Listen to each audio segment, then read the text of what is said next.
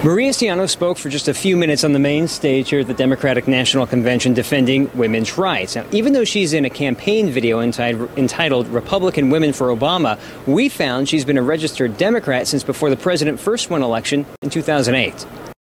I was raised in a very Republican conservative family.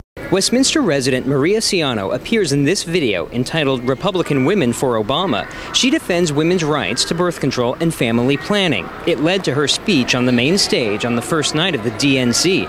But we checked with the Secretary of State, and Ciano is not a registered Republican.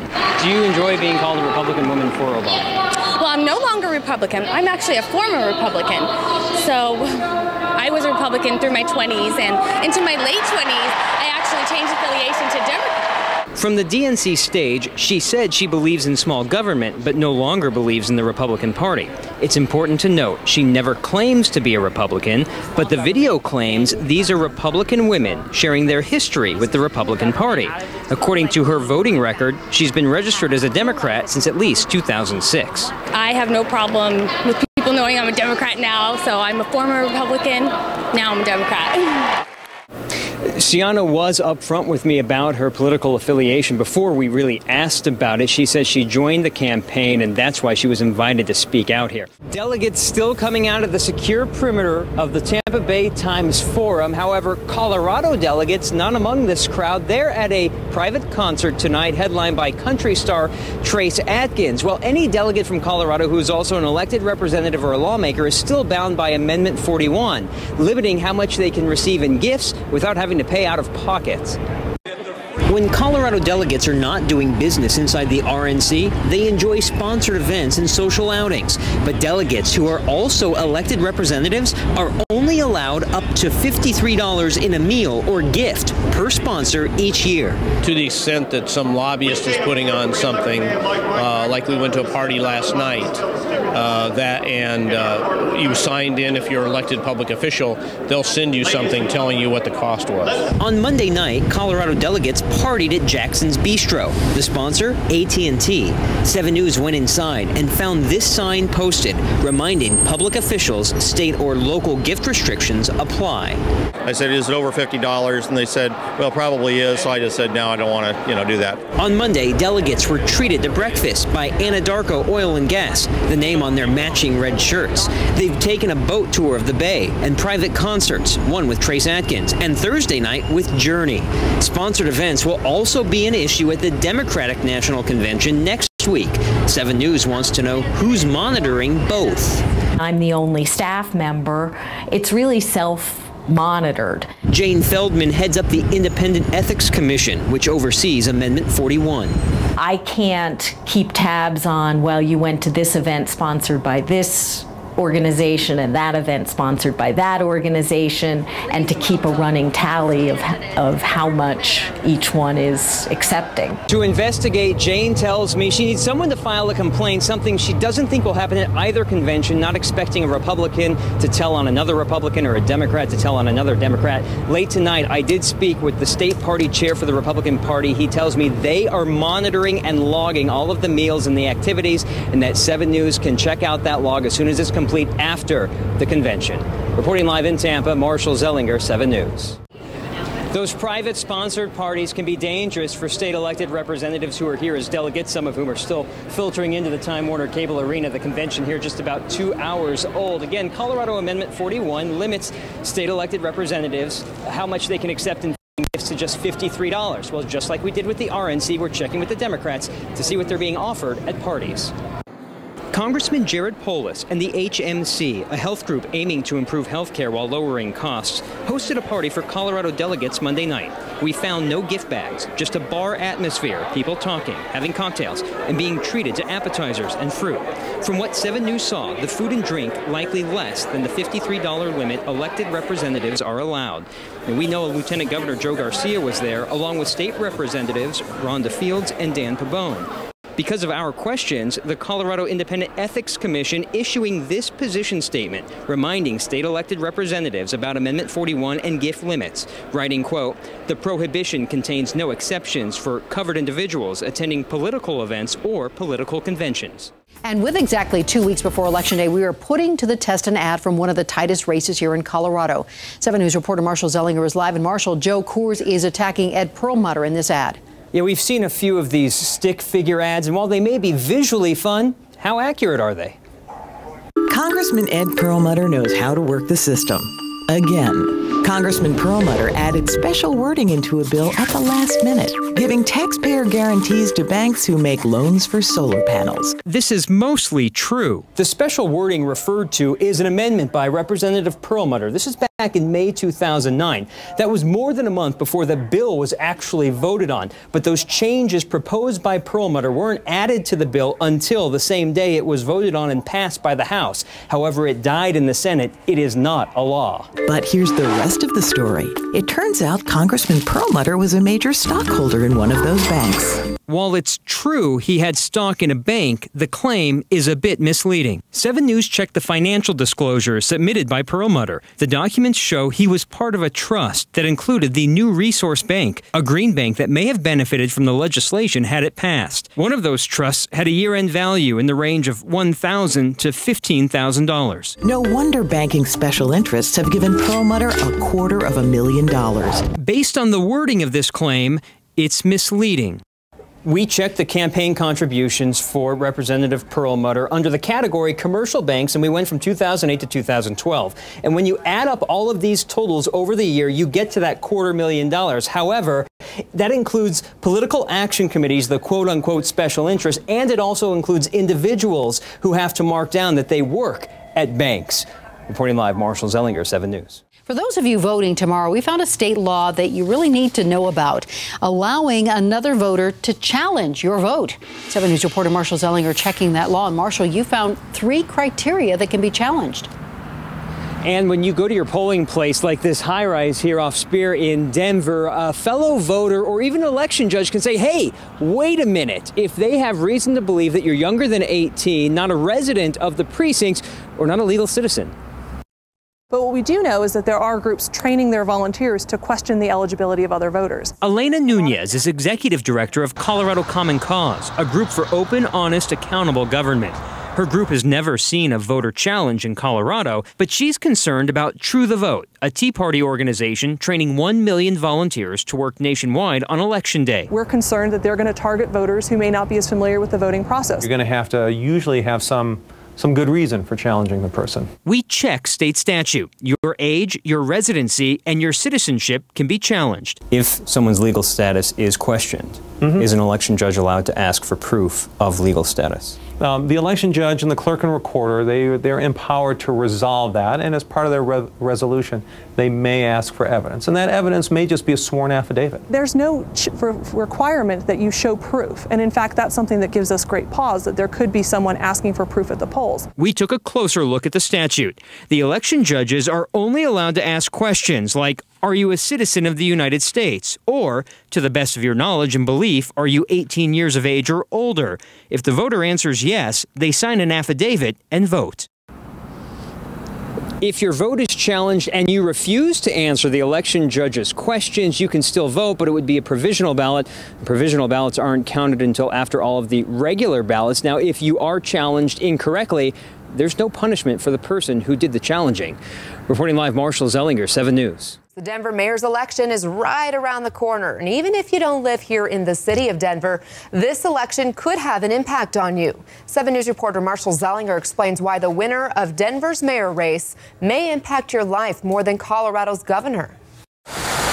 The mayor of Denver, for better or worse, is oftentimes the face of the entire community. Former Denver Mayor Federico Pena tells 7 News while many of us want a mayor only to be focused on my pothole and my street snow removal, their job is also about creating an international reputation. If you look at the major economic development assets in the state, they're really controlled by the mayor and not the governor.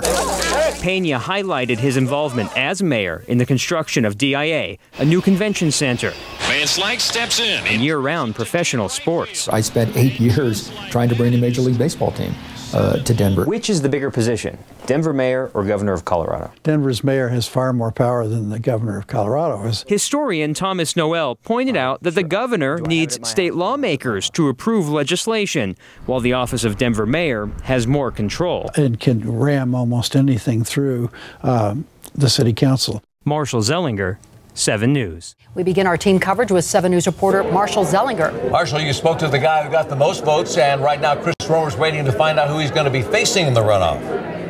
And Mike, there was really no question here at the Romer watch party that he was going to be in. When the first numbers came out at 7 o'clock, it was pretty secure with the lead for Chris Romer, who is now joining me live. And which of the two candidates would you have an easier time facing? Well, look, the voters of Denver are going to make that choice. What I'm focused on is just putting people back to work and giving this world-class city a world-class school system. The voters will make the choice who's going to be in the runoff with me.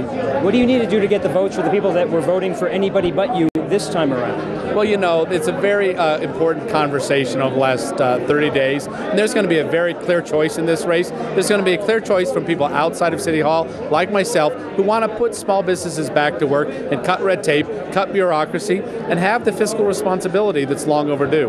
There's going to be a very clear choice. Chris Romer is going to be in that runoff election 1 month from now. Who will he face, though? Will it be James Mejia or Michael Hancock? Still don't know the firm answer to that question. Live at the Romer headquarters, Marshall Zellinger, 7 News. And the inauguration events continue tonight. And 7 News reporter Marshall Zellinger is live at the Botanic Gardens, where the new Denver mayor will arrive in about an hour. Marshall, Mayor Hancock hinted to you that taxes or fees could be considered to try and help the city out. Mike, after his speech, the mayor and I talked about his plan to develop between downtown Denver and DIA, and he told me how light rail and fast tracks plays a big role in that. Well, as you know, RTD may ask voters for a tax increase to finish fast tracks, and the mayor told me a tax increase may also be an option on the table to balance the city's budget. Throughout his campaign, Michael Hancock called the 22-mile stretch between DIA and downtown Denver the corridor of opportunity, an area he'd like to see developed along with fast tracks. But for fast tracks to finish, RTD voters will most likely be asked for more money next year. Do you support coming back to the voters for a tax increase? I support the efficient, comprehensive build out of fast tracks. And if that means we got to come back to Denver voters, let's make the case. 7 News asked how that fits in with creating new jobs and cutting $100 million from the city budget. The new mayor hinted Denver voters could also end up paying more. We'll have a comprehensive conversation about taxes or fees increases so everybody understands exactly what they're being asked to do. More money from voters may be necessary if the National Western Stock Show moves and takes its revenue to Aurora, right near Hancock's corridor of opportunity. Does the stock show fit into that 22-mile corridor, and is it closer to DIA if it fits in? It certainly could fit in, I think, in the area. There's a lot of conversations that have to occur before then, but I think there's enough land out there and enough space for a lot of different programs and entities to come into the area. The mayor told me as mayor-elect he was briefed on some of the simple conversations about the stock show. He told me he has appointed a panel to look at the stock show's options and its future. In the immediate future, the mayor will be here at the Botanic Gardens as his inauguration day continues, a free event here for the public from 6 to 9 p.m. Live at Botanic Gardens, Marshall Zellinger, 7 News. John, this map shows where all of the candidates have visited over the last month. In Colorado, we've had 22 visits, actually 23 with Ryan's visit today. Mitt Romney will be in the DTC tomorrow. Paul Ryan will be back tomorrow in Johnstown. Vice President Joe Biden in Arvada, and on Sunday, President Obama in Aurora. And as they keep visiting, all those costs are adding up, and local areas get no reimbursement. The cost of President Obama's visit to Boulder last night, still not known. But we found when he came to campus in September, it cost Boulder police nearly $50,000. Another $50,000 during an official White House visit in April. And Boulder police tell 7 News they expect to be $50,000 short in overtime budget. Well, it's tax dollars, and it has to either be found in other areas of our budget, and if we can't cover it out of other categories, then we would have to get some additional funding from the city. That April visit cost CU $110,000, but the university saying student fees and tuition will not increase. Boulder Police Chief Mark Beckner has not billed the campaign for any visit. The commander, who has been working with Secret Service, has been told that the campaign doesn't reimburse those expenses. And now, if you find out something different and there's a way to get reimbursement, we're certainly interested in that. We also checked with Denver police. They've dealt with 9 visits since August. City Park, Red Rocks. A commander telling 7 News it's part of special operations and the police budget not taking a hit. Arapahoe County Sheriff Grayson Robinson does bill campaigns. February's Mitt Romney visit cost $25 grand. June's visit by the First Lady, slightly less than that. Neither bill has been paid. We checked only law enforcement. We're not talking public works, streets, or parks. This now zoomed-in map shows how many visits we've had in the last month. This is about 24. If we go back an entire year, you can see that's actually 40. I contacted everywhere from out here in Mesa County and Grand Junction, Larimer County up north, and the metro area. No one has billed the campaigns. You can see how much it has cost some of those areas and their responses right now on thedenverchannel.com. Reporting live, Marshall Zellinger, 7 News.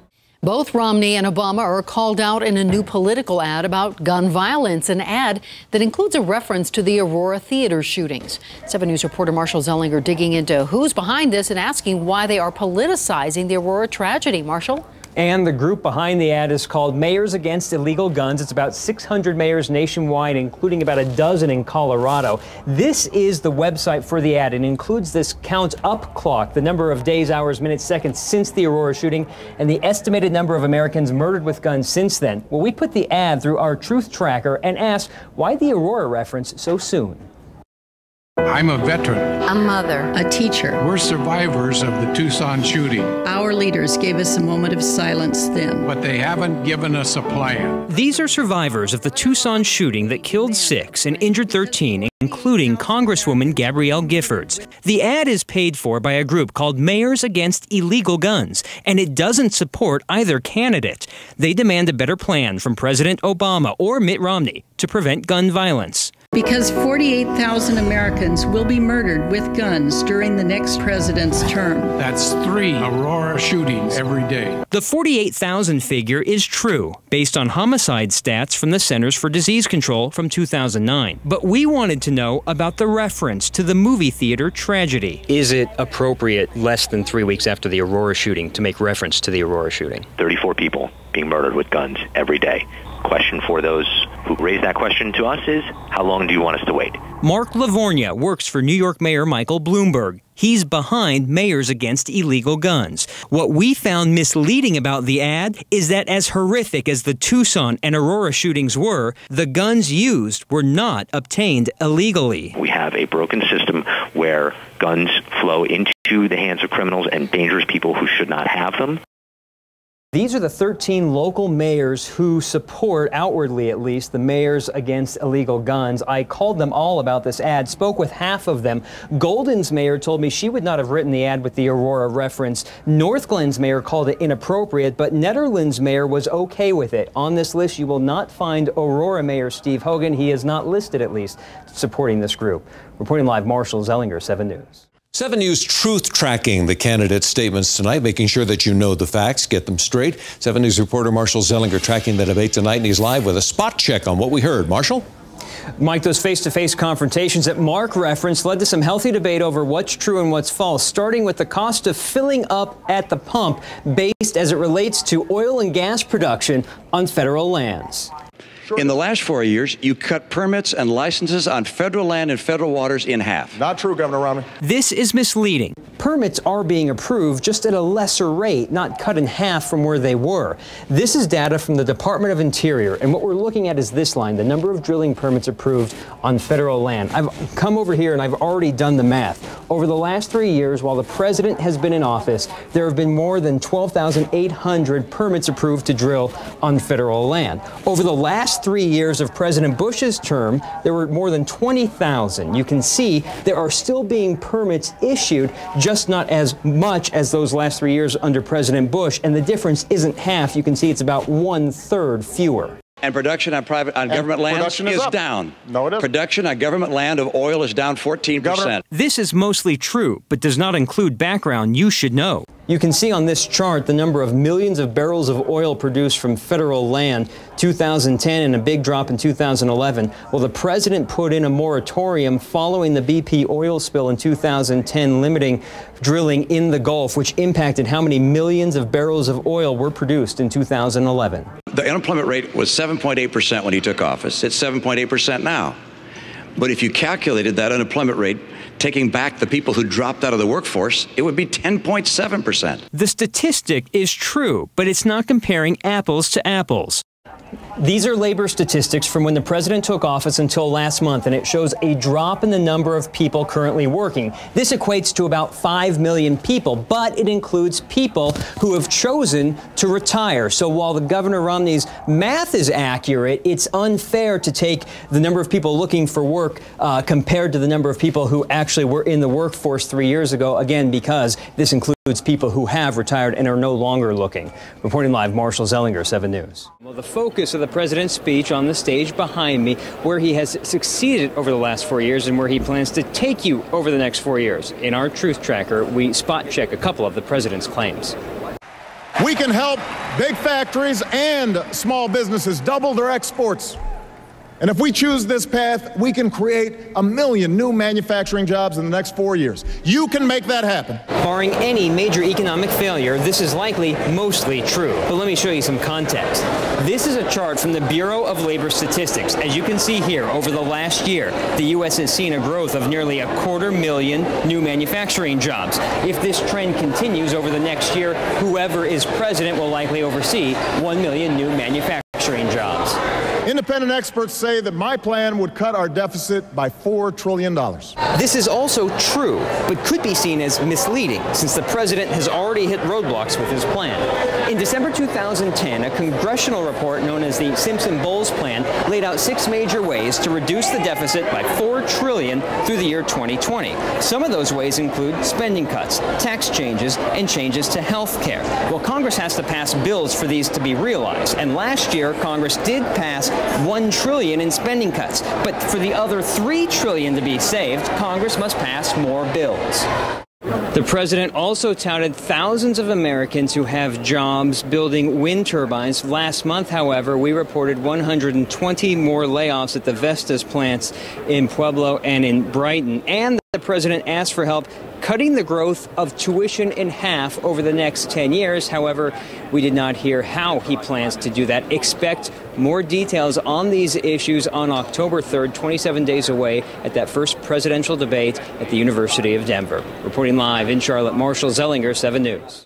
At 5 p.m., I had excerpts of Mitt Romney's speech, and I let you know that he was going to say that he was going to create 12 million new jobs. We just didn't know how. Well, tonight, Romney failed to tell us how, only giving us themes. He also talked about the America you're living in today versus the America he said existed nearly 4 years ago when President Obama took office. This Obama economy has crushed the middle class. Family income has fallen by $4,000, but health insurance premiums are higher. Food prices are higher. Utility bills are higher.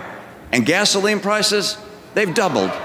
Let's start with the beginning. It's fairly accurate to say that household family income has dropped $4,000 since the president took office. However, that's taking into account inflation. Take a look at this chart by the Washington Post. This is about the point when the president took office. You can see household family income had already started to drop, and it continued to drop until 2011. But since then, it has dipped back up slightly to the point about higher insurance premiums, higher food prices, and higher utility bills. That's all different for everyone, so that's debatable there. Then the point about gas prices doubling in the last 4 years, this is accurate as well. You can see here at its lowest point in the last 4 years, gas prices were at about $1.61 just before the president took office. Have steadily climbed, dipped back down, and climbed again to about double. However, how much power the president has over gas prices, again, debatable. Does it fail to find the jobs that are needed for 23 million people and for half the kids graduating from college? It's important to know, again, that underemployed means that it's a full-time worker who still has a job working fewer hours. This chart behind me is from the Bureau of Labor Statistics. This is about the 23 million unemployed or underemployed number. But if you look from when the president took office, it spiked in 2010 and has slowly gone back down before rising again.